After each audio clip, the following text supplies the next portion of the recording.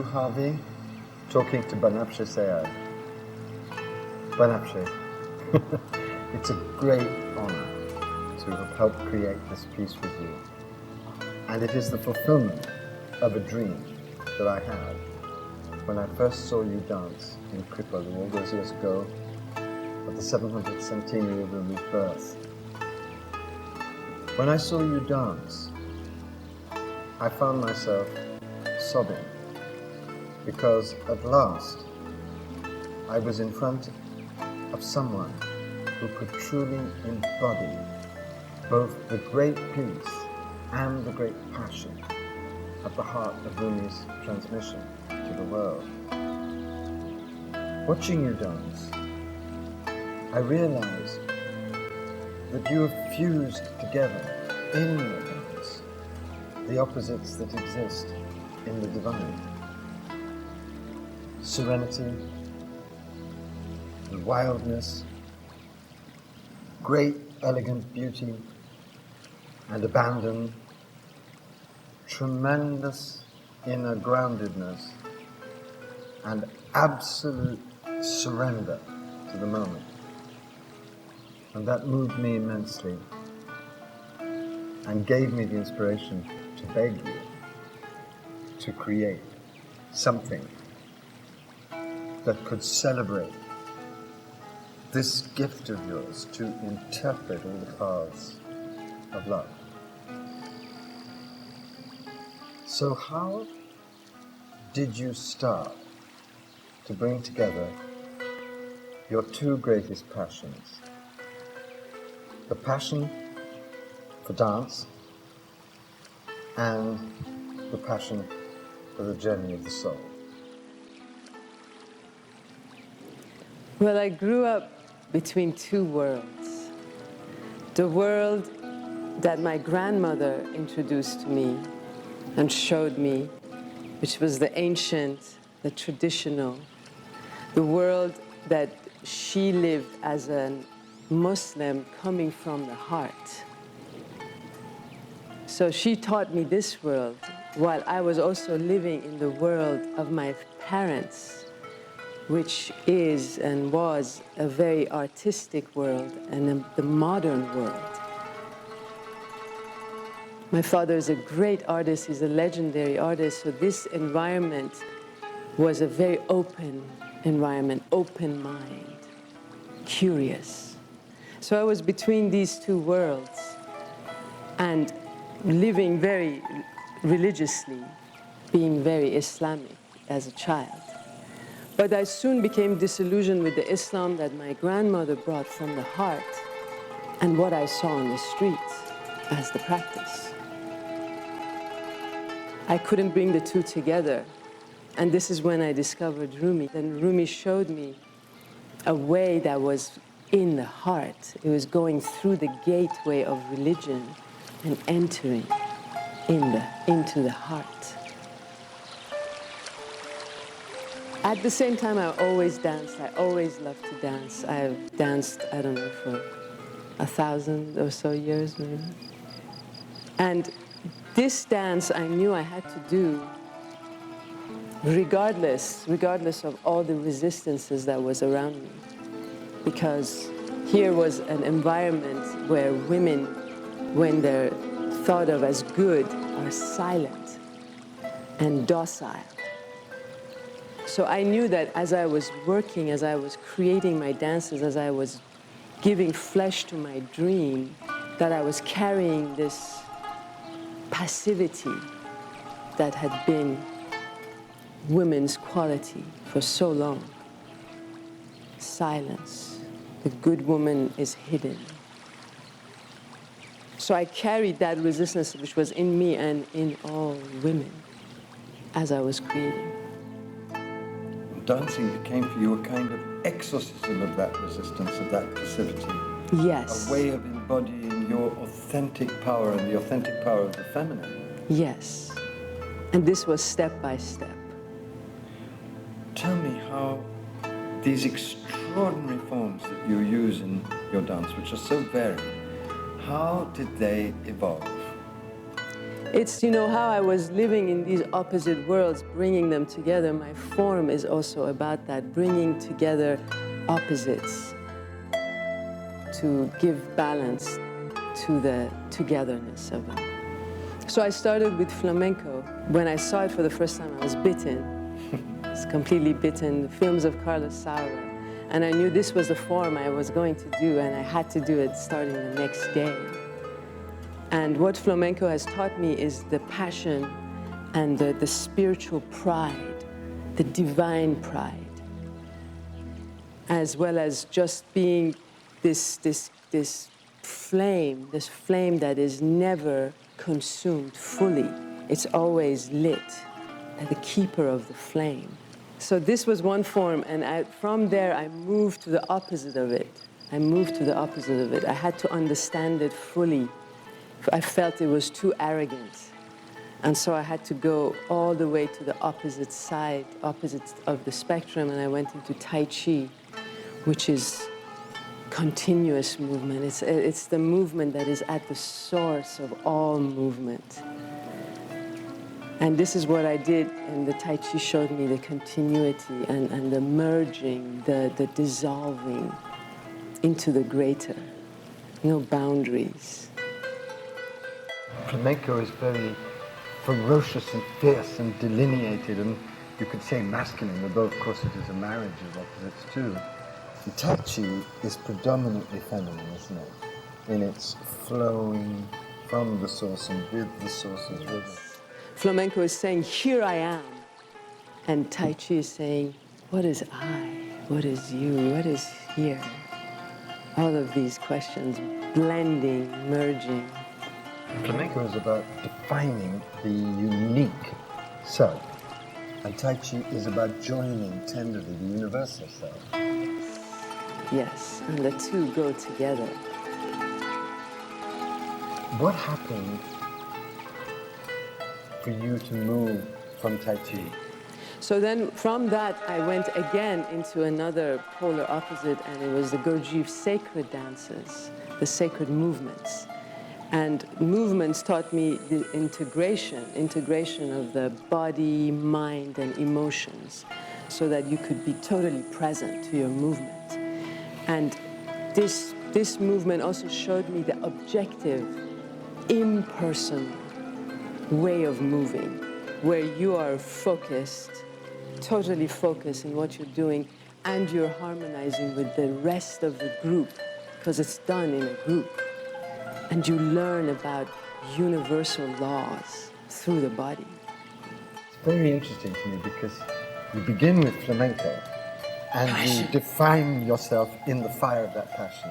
Then you realize that that has a kind of secret limit and could have a shadow of arrogance. So you go into the flowing, sacred, unifying world of Tai Chi and you marry those opposites. But then you feel the need to take your whole experience to yet another level, and you plunge into the work of Gurdjieff because it aligns you with universal law. Yes, with truth, and with these absolutes that are just, yes, you dance truth, you dance beauty, it's a given. You dance truth, you dance clarity, you dance presence, Justice, you dance balance. justice, all of the great mystical laws of reality. But it's really this interest in balance, this real interest of mine to seek balance that also took me to that place. To dance actually was going to go through yet another revolution, wasn't it? Yes, yet another deeply excavating my essence. So from there, I went into it was the Persian dance that emerged, and really it is an echoing of the music. I learned the dance from the music, and I just respond to what the music is asking. And this form, again, is the opposite of the Gurdjieff sacred dances, sacred movements. Even though there are overlaps, it's a dissolving, it's a melting again, like the Tai Chi. But in my case, it's specifically feminine, whereas the Tai Chi was impersonal, an impersonal melting. This is the feminine melting, the woman melting.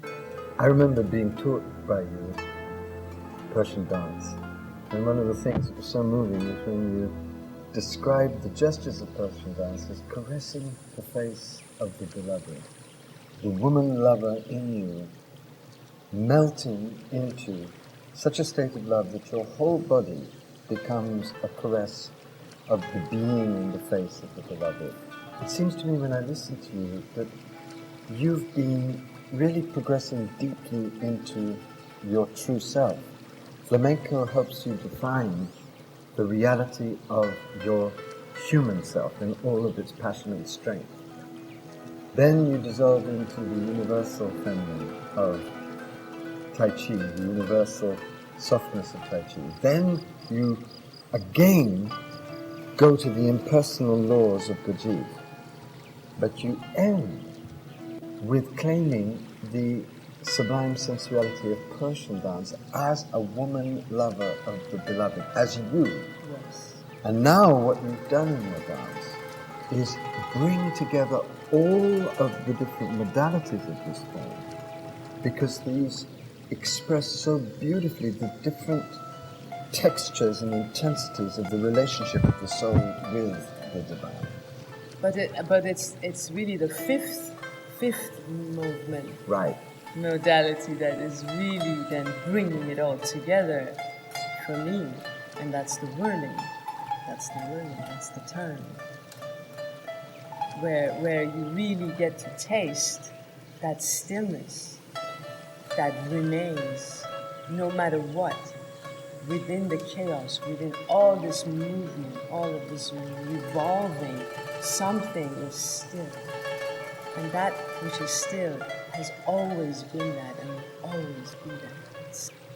And in the whirling you have this ultimate paradox of complete stillness and complete abandon. Yes. Complete control and complete surrender to the beloved. And in the whirling, you were able to bring together all of these different modalities, because all of them culminate in true adoring worship. Yes. So that you have this 100% control, 100% grounded and centered, and 100% abandoned. The two.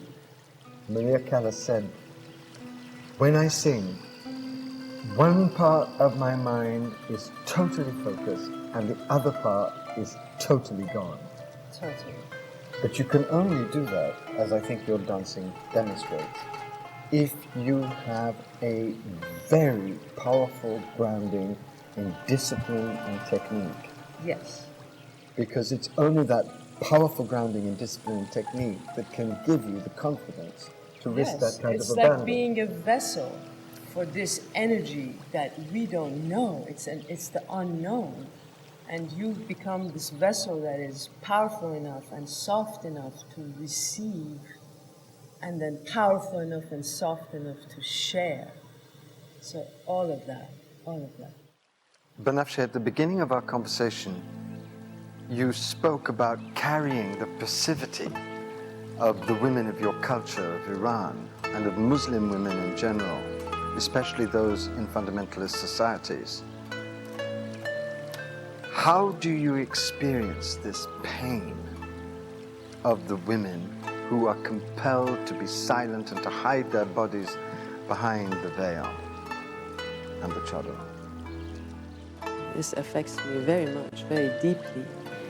And I understand and I see that in truly being my expression and living this expression, living my passion and fleshing it out, that I'm doing it not just for me, but on behalf of all women, and specifically women in Iran, my immediate sisters and brothers, that feel that the oppression of the feminine is somehow beneficial. That is absolutely the opposite, you know. That the feminine and the masculine both need to be worshipped celebrate it. So in really becoming your full sacred feminine, in really opening yourself completely out in your art, you are doing this on behalf of the women who are trapped in that oppressive regime, but also to give an image to the men of the fullness of what a woman can be, so as to release them from this punitive obsession. It works like this, that if I'm able to truly be in myself, to be embodied and to express and not keep silent, that I am taking a step towards all of these women to come out and to be embodied and to be free. If I can free myself, then that's a step. I'm taking it on behalf of them all. And it's an invitation to do the same. Come out and be yourself.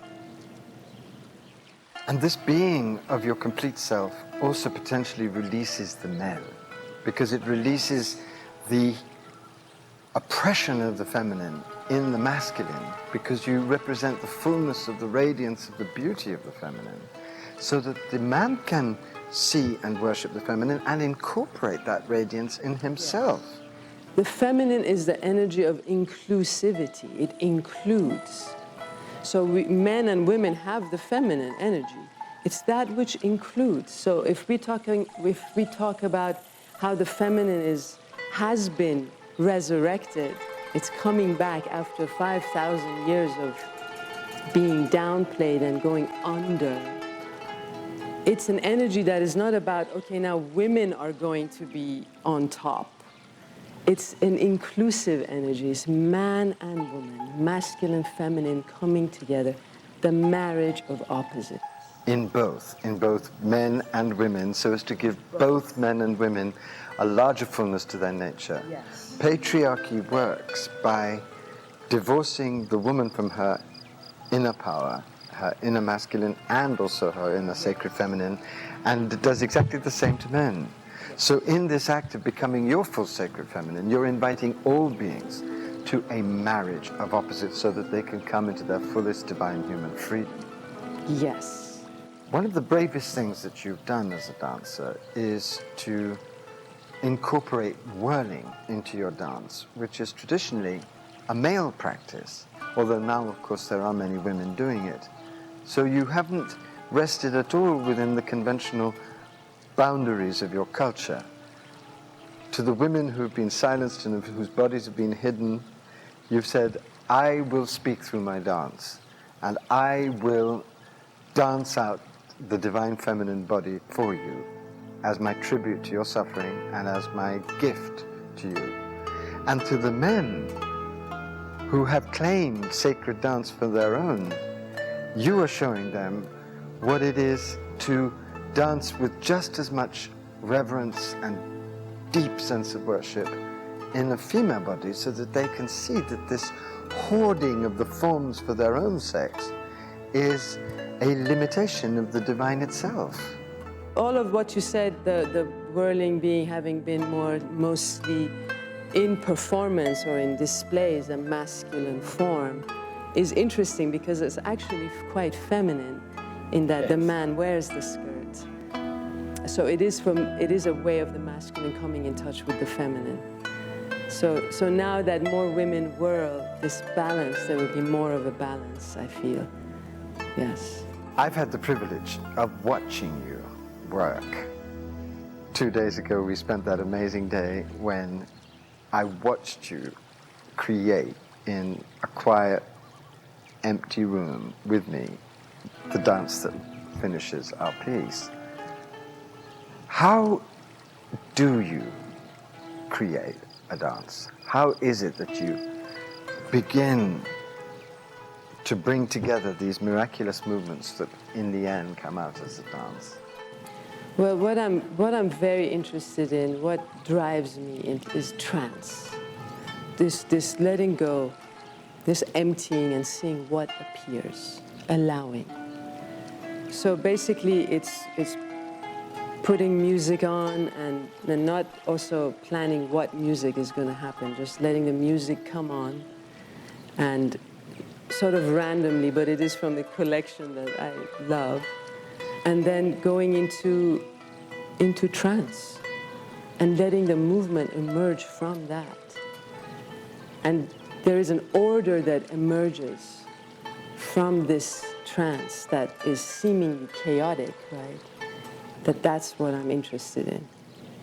And I've seen people in trance where they move in chaotic ways, and then an order emerges where there's a total balance. But it was absolutely not what they, with their thinking, with their habitual self, had intended. So that's what I'm interested in, is getting out of the way and then being fully there to express it. So you're really interested in disappearing into the dance, so the dance can appear in you, as you, and use your heart, mind, and body to express itself. So beautiful. We were talking the other night, and you said that you no longer wanted to be called a mystical or a spiritual dancer because dance is itself enough. In the meditation, I felt the beloved saying that, what if I didn't exist? What if I don't exist? How would you live? Are you still a lover? And I felt that everything that came up as a response was exactly how I am, and knowing that there is a beloved, that the beloved does exist, this being embodied and sharing authentically with others, living transparently as much as possible. But then the question was, okay, I don't exist. Go ahead, live this. It's like what Rumi says in one of his poems. The beloved is saying, don't go where I am familiar to you. Go away from me. Because in the end, you will see that even your doubt is me. I am all of it. So, in a way saying, you do my work.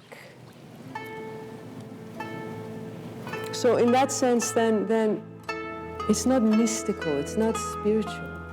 It is. It just is. And actually thinking it's mystical or spiritual can create a false form. It's a veil, which you need to burn through by being utterly authentic to your true self. This is sacred. Yes. Is saying that other things aren't. Yes. I can't say that anymore. Everything is sacred. Yes. It's like how when I was doing Tai Chi for 5 years straight, every day, I would go outside, find an open space to do the practice, which was 1 hour long. And for 1 week, I stopped doing the practice. And after this 1 week, I forgot the form. I was like, how did it go? And then there was a voice that said, look, you are this form now. Stop doing the form. One of the things that has struck me about this piece that we've created is that in so many ways it's worked on us, just as Rumi has worked on us through it. Who is Rumi for you? And why have you had such an extraordinary and intense devotion to him and to his work? What does he give you that you so value? What does he give me that I'm so thirsty for, yes? How does he quench this thirst without making you stop for more? He is the embodiment of the transcendental. He's living the spirit in the world. And he's instructing us. And I use the present tense because he's around. He's here. He teaches us how to do that, how to live the flame. And with inspiration that's constant, it's all the time. It just floods to you and through you. So open the floodgates and let it come out, is one of the things he teaches me. So at the end of this creation of this piece, how do you see the piece that we have just finished? How do you see the evolution of you as a being and a dancer through all of these dances? But it's like moving through the archetypal, moving through the universal, the mythic, into the personal, into how the objective, the archetypal takes an identity, but an identity that is actually not even there at the same time. It's fully present and fully abandoned. And I feel this poem, Love Comes with a Knife, not a shy question, is amazing because it's the knife that hacks away the unnecessary. It chisels out the mad woman. Love comes with a knife that actually frees your inner madwoman, which is your inner totally raw, pure, naked, authentic self, which then can come out and dance its power. And that really seems to me to be the discovery of this process for both of us. We've been so deeply moved by Rumi that we have loved the archetypal very intensely, but the last task is to embody it, because as the poem says, love flows down. Love flows down. And we have to become nakedly and purely and authentically ourselves, transmitting the love that he's transmitting to us. Yes, each one of us, each one of us. And in that lies perhaps the greatest hope for the world. Stand firm in that which you are, which is love.